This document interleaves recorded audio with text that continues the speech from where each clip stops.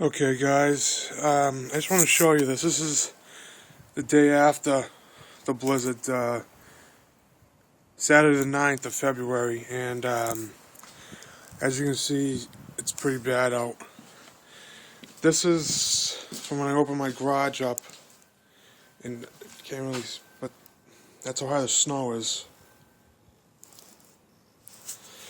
I'm about 6 feet tall, and when I go up here, it's right above my kneecap, so if I had to guess, it's probably about 3 inches high or something, 3 feet high, maybe 2. That's what they said it would be around here, but I just want to show you what it looked like.